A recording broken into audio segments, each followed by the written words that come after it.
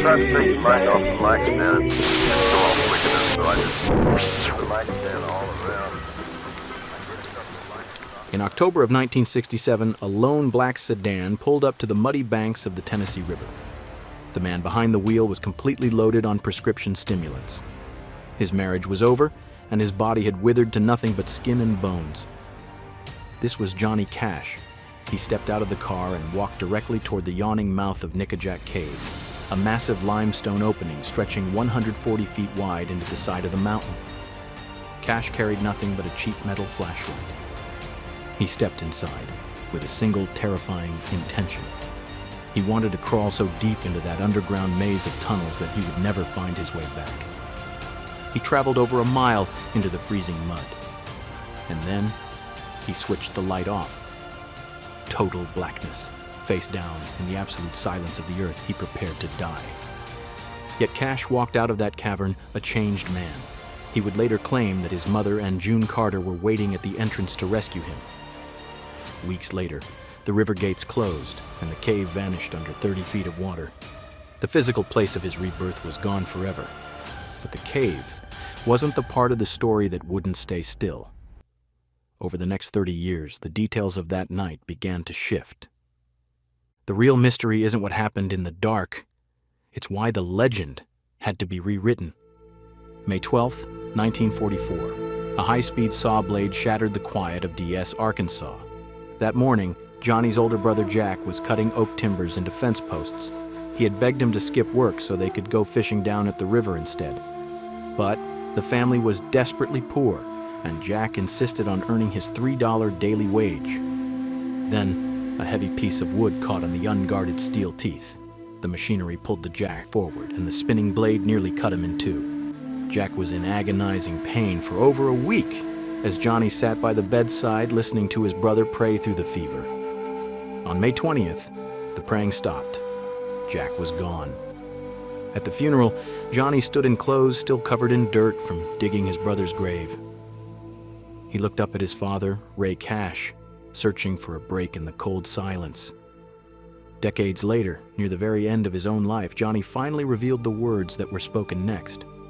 In his early autobiographies, Johnny always spoke gently of his father.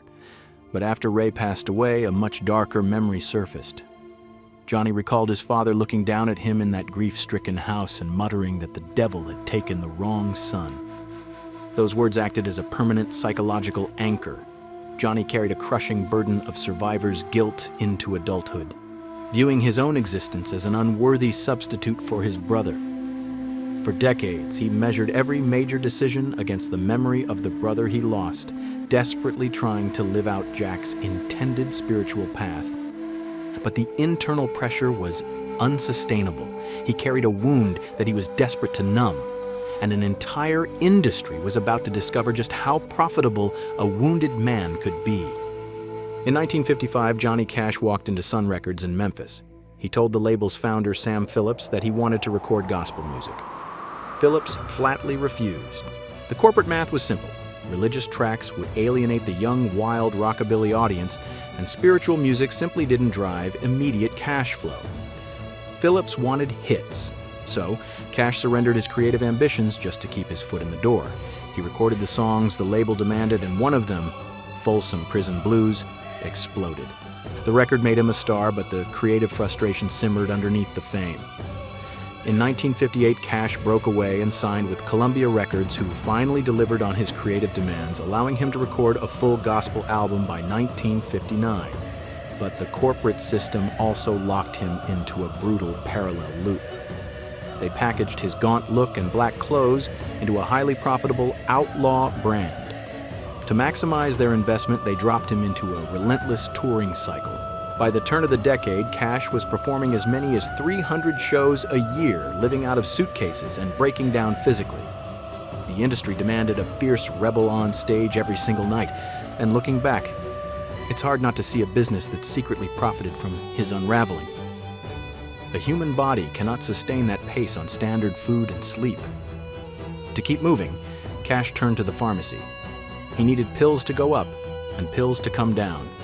By the mid-1960s, Johnny Cash was trapped. He was mixing 2 heavy prescription pills, Dexedrine to keep him awake for days, and Equinil to force his body down. The drugs lit up his brain, and then they slammed it shut. The cycle tore his body apart, leaving him in a constant nightmare of paranoia and wild hallucinations. His mind started to break, and his daily life became a list of disasters. June 27, 1965.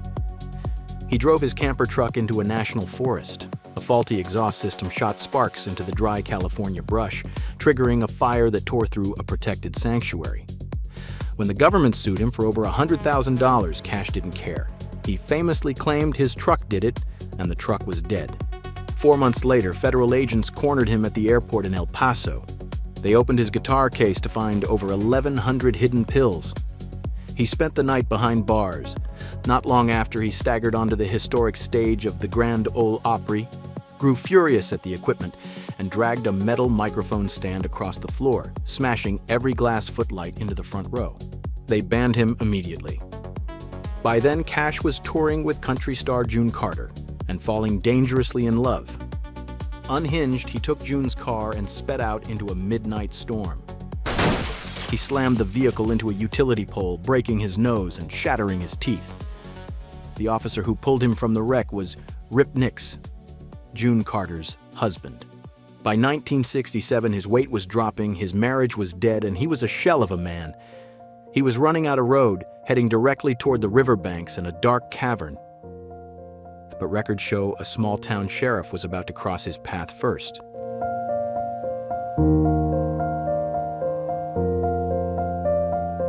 During that same desperate stretch of late 1967, another turning point entered the record. Johnny Cash found himself locked in a jail cell in Lafayette, Georgia, having crashed his car with his pockets stuffed with pills. The local sheriff, Ralph Jones, walked down the corridor, but he didn't lock Cash away. Instead, the sheriff returned the pills and offered a stern warning. He told the singer he was wasting his God-given talent. At the time, Cash explicitly credited that small-town jail cell with saving his life. He even returned to Lafayette later to perform a free benefit concert for the town. But decades later, the narrative shifted. The simple jail cell was overshadowed by something far more cinematic. In his first best-selling autobiography in 1975, Cash completely omitted the Nickajack Cave story. The definitive tale of crawling into the earth to die simply did not exist on the page. The legendary suicide attempt only surfaced 22 years later in his 1997 memoir. In that later version, the story became highly stylized, complete with the dramatic rescue scene involving June Carter and his mother. Those who lived through the era openly doubted the literal details. His longtime bassist Marshall Grant publicly questioned the entire narrative.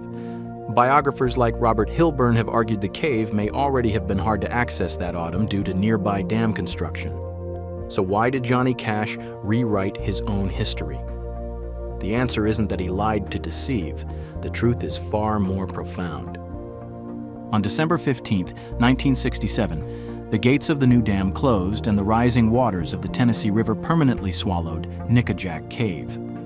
As the physical space vanished under 30 feet of water, Cash transformed it into a powerful spiritual allegory. Something had changed inside him that no one else could see.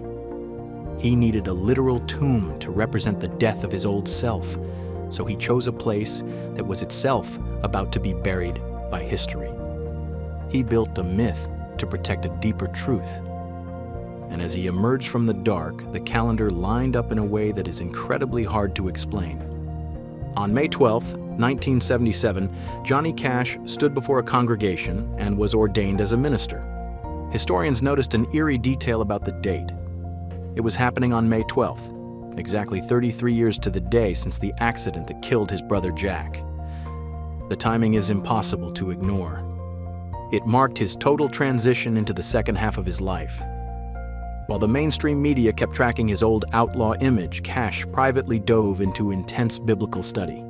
He filled his tour bus with ancient history books and even traveled to Israel to study the ruins. In 1986, he published his only novel, Man in White, which traced the life of Saul of Tarsus, an ancient radical who hunted early Christians until a blinding light on a desert road changed him forever. The The transformation of a violent hunter into a peaceful apostle was a haunting mirror for the singer's own soul. Cash even used Paul's chronic physical struggles to describe his own lifelong battles with addiction. He spent his final decades dismantling the wild rebel brand that had made him rich. He stopped letting the corporate labels own him. They wanted him to stay a broken outlaw because they knew darkness sold records, but Cash chose to walk a different path. By his own choices, he aligned his legacy with the faithful, transforming his public image into a vehicle for his deepest personal convictions. We are often told that history is shaped purely by human ambition or driven by random chance. But when you look past the commercial noise, the pattern changes. You find a man pulled back from the absolute edge of an abyss. You find a legacy rewritten by something moving silently beneath the surface. The outlaw did not save himself. Something else reached into that dark cave and pulled him back out.